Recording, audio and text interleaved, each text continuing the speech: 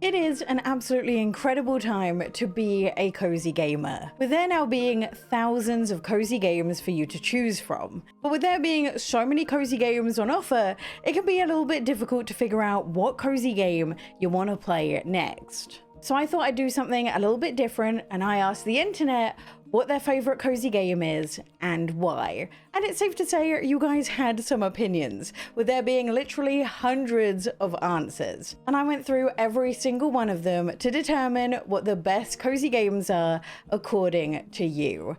And this is what you guys decided. And the first game we're going to cover today is Fields of Mistria. Now, this game was mentioned a lot, and part of this might be down to the fact that this was the last big cozy game, but I also think it's because Fields of Mistria is just an incredibly great farming sim. Now, we all know the term Stardew-like gets thrown around far too commonly, and nowadays it's kind of used to just say, hey, it's another farming sim. But I actually think Fields of Mistria lives up to this title, not because there's farming in it or because it has pixel art, but because its essence and its spirit feels so similar to the likes of Stardew. But despite its similarities, Fields of Mistria does so much to stand out from Stardew Valley, and I think the biggest way is in its story. Because if you're someone who likes Stardew Valley but wish it had more of a direction, Fields of Mistria might be your game, as it's part farming sim but also part RPG. And it sees you move into the town of Mistria after there's been a huge earthquake, and you're given the farm plot for free so long as you help out the town. And your days will be spent tending to your farm, looking after your animals, but also helping the townspeople with anything they might need. And that could be things like fixing stairs and buildings that were knocked over during the earthquake, expanding stores so you can try and up your town's rank so more people come to visit, or just getting to know each of the wonderful locals. As the characters in this are just written fantastically well, and not only do you get to know them through the story itself, but you also get to know them on what's called tavern nights, where everyone goes and hangs out in the local tavern, and you get to see what everyone's up to. And this can be D&D nights, this can be wine clubs, or even little painting classes, all of which letting you get to know each character just that little bit more, and making it even more difficult to choose who to romance. Normally I'm not one for romance, but I'm currently romancing 4 different people in Fields of Mistria, so that should explain things. But you see, there's a little bit more to the story than just rebuilding the town and romancing its people. The land of Mistria used to be one filled with magic, until one day it was sealed away. But the earthquake actually shook loose this seal, and magic has been returning to Mistria ever since. And it's your job, with the help of this dragon statue, who apparently you can romance, to try and figure out why magic was locked away and how to make use of it now it's back. And I think a lot of the comments feel the same way I do. One comment said, it's only gone into 1.0 recently, but I've been playing the early access for a while, and I just love the 90s anime vibes, the color scheme, and how chill everything is. Another comment says that they've definitely perfected the formula since Stardew Valley, and someone else has said that they've really been enjoying the dialogue with the characters, especially the Friday night hangouts at the tavern. Really gives the impression that these townspeople have real relationships with each other. Plus, I love earning essence points to unlock more skills at the statue that makes everyday life more interesting. Someone else said that I have a special connection to it after watching it grow throughout early access. It brings back the most nostalgic of those early farming sims while still having its own separate identity. And I just love everything about it, from the cutesy aesthetics to the characters and the storyline. Another comment says the vibe, the aesthetic, the writing, the gameplay loop is the epitome of cozy time to me. I love that there's a story for me to follow, but the game also doesn't punish me if I go off script to focus on my own goals. It's my dream farming sim, and I'm so happy it's in 1.0. And honestly, there are so many more comments that I just didn't have time to fit in that you can see here, all saying more or less the same thing, that Fields of Mistria is fantastic. Now, currently this is a PC only game, but they did say once 1.0 was out that they'd be looking to port this onto consoles, so I really do think the Switch, or more realistically the Switch 2, will be high up on their list. One of the next most commented games was Wylde Flowers. And honestly, I am not surprised by this one bit. If you've been watching this channel, you know that me and Wylde Flowers do have a little bit of a connection, because this game follows Tara, who has just been dumped and moved back home to take care of her sick grandmother. And I just so happened to stumble across this game when I had just been dumped and my grandmother was sick. And honestly, this game could not have come at a better time to me. Now, the best way to me to describe Wylde Flowers is that this is a story with a little bit of farming. Because even though this is a farming sim, it's most definitely not the focus of what you do. And instead, it's the story. Because even though Tara simply just moved to the town of Fairhaven to take care of her grandmother, it turns out her grandmother has been keeping a little bit of a secret. As it turns out, not only is she a witch and a part of a coven, but this also means that Tara is a witch as well. So not only does this follow her journey of navigating her new everyday life after everything's been turned upside down, but also her journey into becoming a witch. But I've got to say, this story and all of the characters were made so much better by the fact that this is fully voice acted.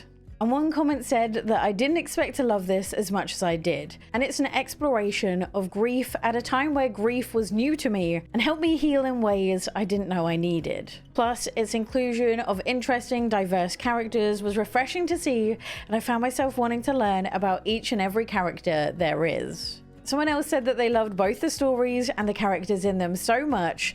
Both had such interesting worlds to explore with enough customization to make it their own. And another person said that they loved that it had voice acting and it made the story more immersive, and having to do rituals to change the seasons instead of it being time-based took the pressure off and made it a chill experience. As someone who usually speedruns Stardew Valley, this was a nice change in pace, and I actually cared about speaking to the townies in this game, which I usually don't. So if you haven't given Wylde Flowers a go, let this be your sign, as it truly is fantastic. Next up, we have a game that I was a little bit surprised was so popular, but I'm glad it is, and that is Hello Kitty Island Adventure. Now, if you're someone who either loves Sanrio or loves a fetch quest, Hello Kitty is gonna be the game for you, as the game starts you off with you being able to design your very own Sanrio character. And after probably one of the greatest cutscenes I have ever seen in my entire life, you and the whole Sanrio cast crash land on a random island. And this island just so happens to be also an old theme park. Now, I gotta say, the Sanrio characters made this place a home in record timing, with them practically going from, oh no, we crashed, to setting up a shop in about 0.2 of a second. Who would have thought the Sanrio characters were so good at business? And essentially, it becomes your job to help out all of the Sanrio characters with whatever they may need. Now, when I first played this game, I was a little bit worried that this might feel like it was made for kids, but the dialogue got rid of that fear real fast, as the tone and the jokes just made it feel like this was a game made for us. And you will spend your time helping each of the Sanrio characters out, mainly with different fetch quests. You'll also have puzzles for you to solve in order to explore the land to its fullest, and a whole host of different timed events that happen in the game. And one thing they do a little bit differently from other games is that all of the quests are tied to your friendship level with each of the characters. So it pays to know what their favorite gifts are, so you can spend time finding them and crafting them, so you can progress further in the story. One comment said that they went to check this game when it first came out 3 years ago, figuring it would be a cute little thing I'd play only once, and it would just be Sanrio characters and shallow. But I'm still playing it 3 years later because it's just that good. It is a solid, huge game that does so much.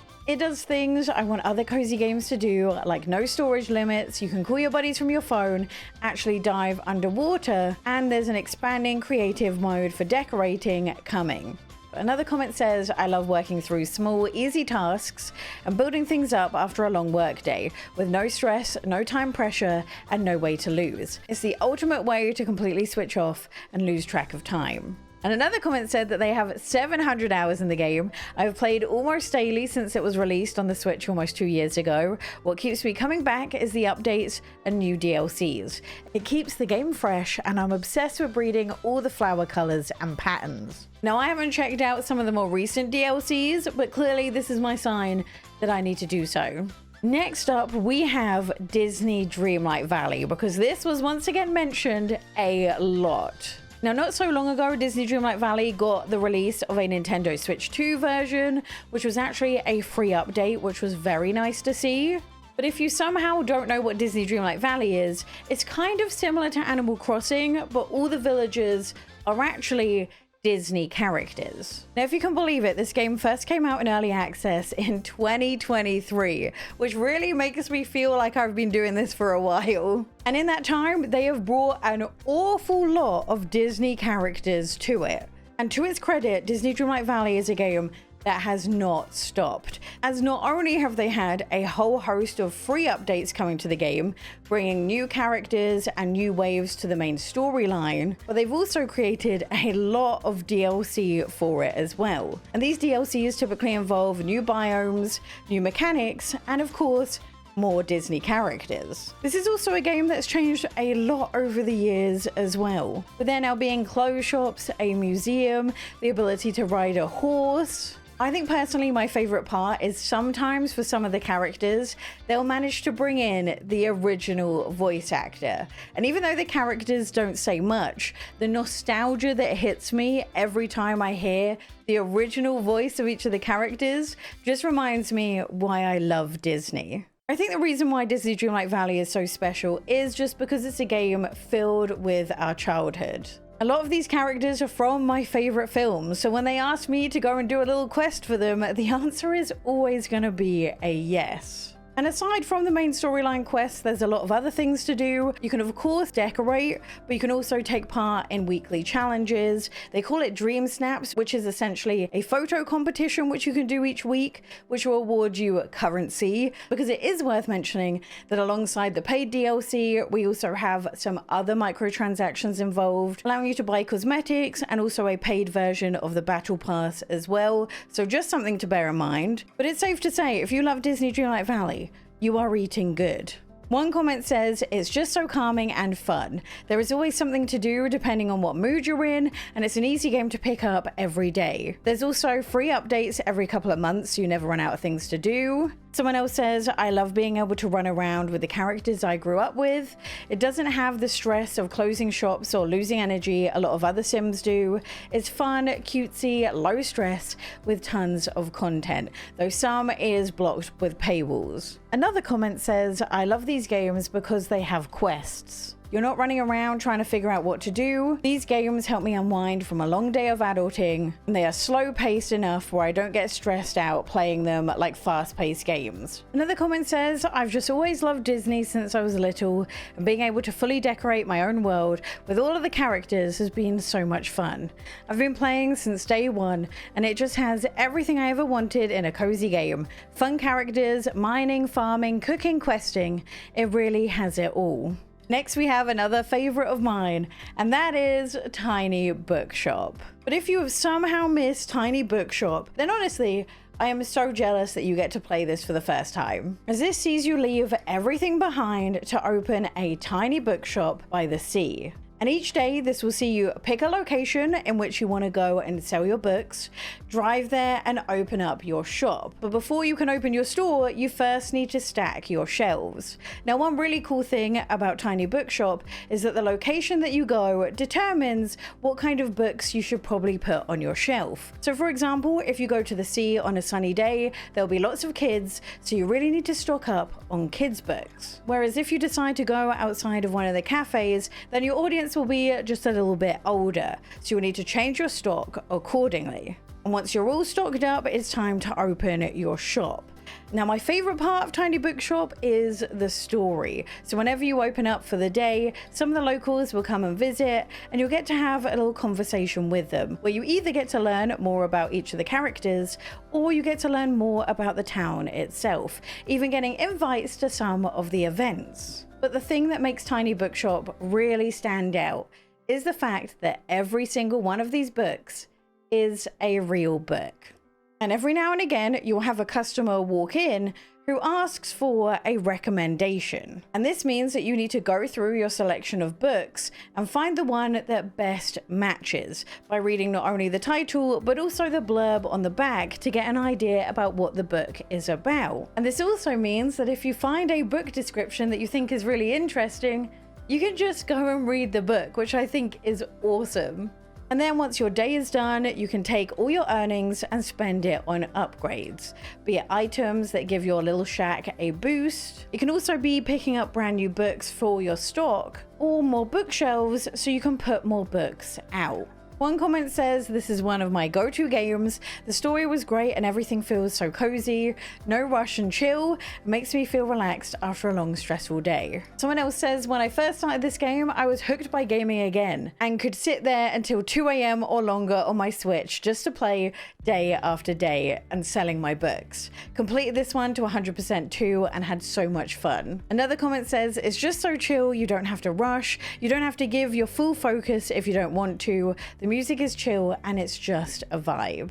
Next, let's talk about Coral Island, another game that hasn't quite made it to the Switch yet, but I do have hope, and one that was commented a lot in the comment section. And that is for good reason, as even though this had maybe a little bit of a rocky start when it was first released in early access after running a massive Kickstarter, this has become an absolutely incredible farming sim, and I don't think we ever anticipated it to have quite this much content. And what this list is teaching me is that you'll love a farming sim.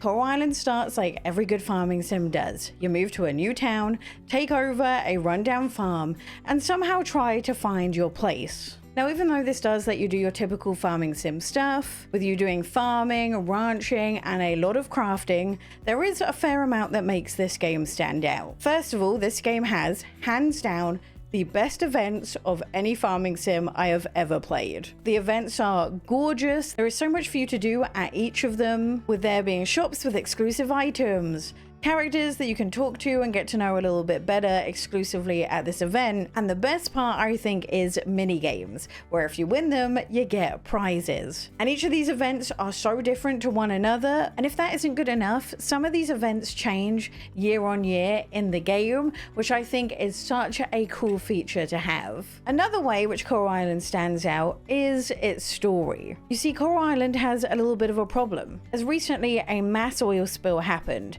effectively ruining the town and all of the water around it. And the town is on the brink of collapsing. And if something isn't sorted soon, the land will be sold to the oil companies. So this is a game all about conservation. So a lot of time will be spent cleaning up trash, not only on your farm, but also in the ocean. You'll also be diving a lot to clean up the oil spills, and of course giving anything interesting over to the museum. And you do all of this in the hopes of raising the town's rank so that the oil companies won't be able to buy it. And this focus on conservation and cleaning up the ocean really shake up the usual farming sim routine. There's also mermaids, which instantly make this a win in any game. But I couldn't talk about how great Coral Island is without talking about its characters. Because despite the fact that there are so many of them, I feel like each of them are just so unbelievably detailed. It makes for a game that's just really difficult to put down.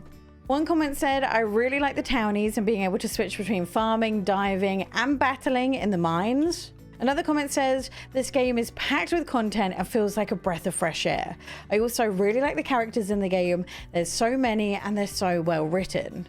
Another comment says, "Loads of people on Facebook recommended Coral Island, and I now have over 200 hours on the game as well. And though there is light combat in the mines, it didn't deter me away. Love the concept of keeping the earth green vibes, and something I've never played before. I just need them to announce that it's coming to the Switch or Switch 2 sometime soon to put us all out of our misery."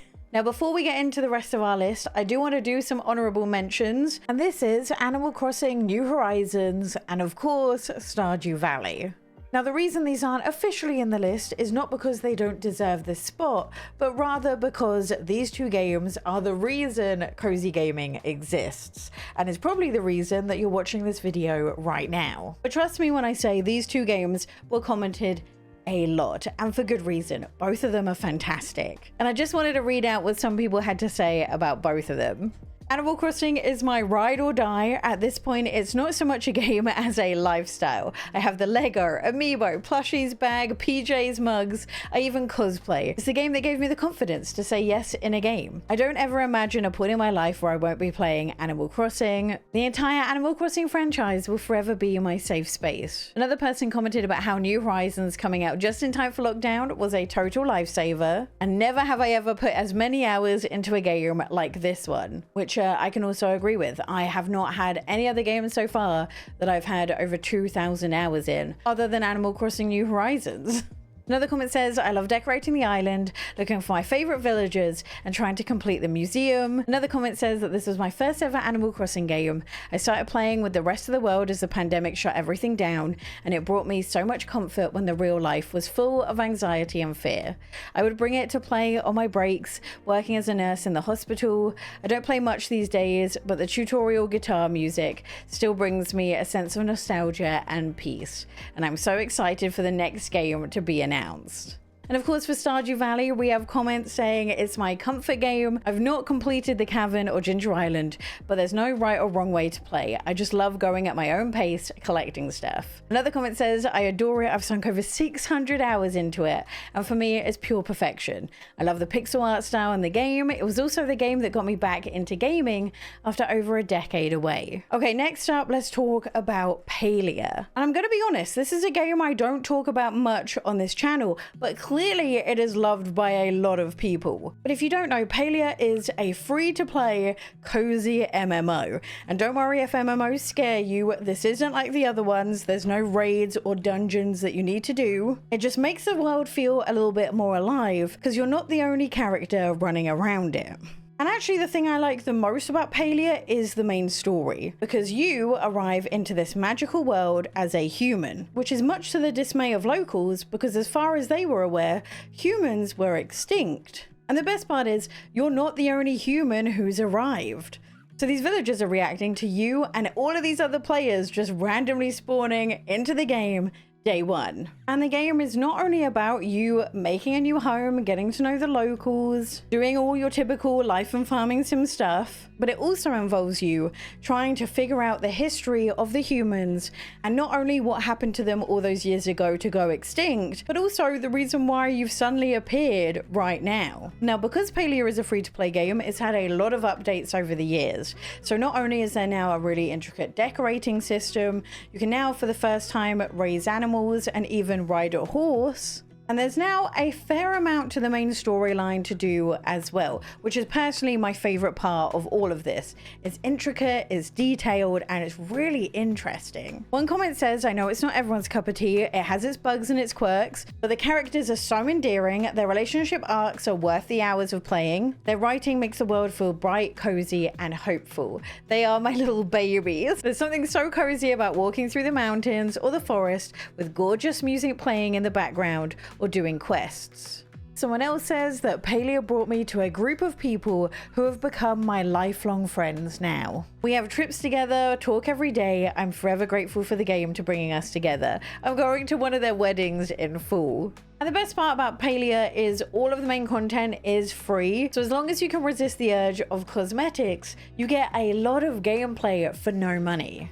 I do just want to add though, all of the footage you've seen has been the PC version of the game because the Switch version, it sucks. It's really not good. So just bear that in mind. Next up was a little bit of a surprise as well, and we have PowerWash Simulator. Don't get me wrong, I love PowerWash Sim, but I feel like it's a really hard game to explain why it's so good because it is simply a game about power washing. Now, I will say, I think PowerWash Sim 2 is so much better than PowerWash Sim 1. They took everything that worked with the first game and made it better. But as I said, this is a game where you go into a level and you need to power wash everything. But I think the thing that really hooks people in is the fact that you get this wonderful ding noise whenever you've 100% cleaned one area. And some of these areas can be tiny, so it'll be like one of the screws will give you a ding, but it's enough for you to be like, yes, this is my life now, I will complete this level. And I have sunk so much time into just simply power washing various items that I didn't even know you could power wash. One comment I think puts this perfectly. This was the most surprising, as I thought it was dumb at first, but after the demo, I wanted to buy it. Another comment says that I just put on some music and decompress after a long day. It's like therapy to me. And another comment says there's just something so satisfying about slowly cleaning an entire level. I can really just blank my mind and enjoy. And I think the wonder of PowerWash Sim is you can either fully engross in it and it kind of be like an ASMR experience, or you can have it on one monitor while you have something else on the other monitor and just kind of attack all your senses so you can't think or feel anything, which some days you just need. Next up, we have another surprise to me. Don't get me wrong, a fantastic game, but I didn't expect it to come up this much in the comments, and that is my time at Sandrock. Now, a lot of people describe this as being a farming sim, but I think if you go into it thinking that, you might be a little bit disappointed. As what this actually is a narrative game that's completely voice acted, mixed with a kind of crafting simulator. So even though farming is a part of this, it's a very small part of what you actually spend your time doing. Now, this is set in a post-apocalyptic world where you're brought in as a builder to try and repair and build up the town of Sandrock. And this will involve gathering resources, processing them in your machines, talking to the locals, and of course trying to defend Sandrock from monsters. So this does have a little bit of combat in it. But the main thing you'll be doing in this game is doing the main storyline quests and crafting. And I can't stress enough, this is an absolutely massive game. The My Time games are nothing if not ambitious. And I think the thing I loved the most about them was just the fact that although there were a lot of mechanics at play, all of them had a purpose that tied with either the main storyline or side quests that you do for some of the other characters. And even though it can be a bit overwhelming at first, if you stick with it, you'll find a world that you will love. One comment says the characters are the best, they had a great range of personality and complexities. Another comment said the story and the characters are brilliant. I appreciate any game that has the option to slow time down. Another comment says I've played it 7 times and it's my absolute favorite. Another comment says it's a little slow when you first get into it, but it just keeps on getting better and better the more I play it. The story is genuinely interesting. The characters all have such diverse personalities and backstories. And I'm in year 3 of the game and I have yet to run out of things to do. It makes me very excited for the upcoming My Time at Evershine, because if that game has Sandrock's writing with a better art style, it'll genuinely be a Game of the Year contender for me. Another comment says the character and the story is so much fun. The gameplay loop works for me. It's one I've replayed almost as many times as Stardew. Next up, to absolutely no one's surprise, we have Pootopia, and this is a game I've talked about a ton, so instead of me telling you all about it, instead we'll just go straight to the comments. One person says that this was an overwhelming game at first, but there's so many different ways to play this game. Find all the Pokemon, befriend them, and absolutely a great story. I cried at the end and hope the final DLC will come with a redemption. And then there's literally hundreds of hours of building and decorating in a style I find easier than Animal Crossing New Horizons. And it is all so adorable and beautiful. You can sometimes even listen to the discussions Pokemon have with each other that's both very funny and yet again adorable. And the first paid DLC brought even more fun. Someone else said this is easily my favorite. It has all of the elements I love in a cozy game: collecting, crafting, and building custom designs. Someone else says that it has everything I love from Animal Crossing combined with my love of Pokemon. I think it could be my game of the year. And truly, I can't agree more. This has everything I could have ever wanted, and the first wave of the DLC just adds even more Pokemon, even more mechanics, and just a whole lot of fun as well. And I still stand by, currently to me, this is the console seller for the Switch 2. Now, the final game you have probably already guessed, but this was an incredibly difficult list to make. There were truly so many games mentioned with so many fantastic reasons as to why you should play them. So I am tempted to make a second video with some hidden gems of games that definitely deserve more love that have appeared on this list. But the final game is, to no one's surprise, Spiritfarer. This is a cozy management game where you play as Stella, ferry master to the dead. And with a boat that you've built yourself, you will explore the world, find different spirits, and help them out with any of their unfinished business so that you can guide them to move on to the other side. I always say this, but I am such a sucker for bittersweet things. You know, I love Freerun, which is just the epitome of bittersweet. Breath of the Wild really touched me, and that's nothing if not bittersweet. And Spiritfarer is another one of these, because as you travel around with each of these spirits, you get to learn all about them and their lives to help them finish whatever it is that's blocking them from moving on. And right at that moment where you've gotten to know them the best and thought you figured them out, that's the moment where you need to say goodbye. And even though you know it's for the best, it doesn't make saying farewell any easier. And this just deals with the topic of grief beautifully. One comment says that this is an absolute gem with such a beautiful story, and I like that you can choose a pace to play at, which in itself is a great parallel to the theme of grief. Another comment says, not only is this a beautiful story, but every element of the gameplay is enjoyable. Nothing drags, from the platforming to the resource management. The story is well placed, never rushed and never boring. The emotional beats hit even when you know they're coming, sometimes especially because you know they're coming. Usually I find some friction in a game or I get sick of the gameplay loop, but that never happened with Spiritfarer. Start to finish, a 10 out of 10 game. Another comment says that Spiritfarer touched me deeply still. I'm a psychologist and this game has a perfect story about grief and letting go. I've cried the whole game and loved every minute. Another comment says it is one of my favorites because of how emotional the writing is, with all the different spirits that you help. I genuinely cried while playing it. So those are the games that you picked as being the best cozy games of all time. If I've missed anything, make sure to comment it down below.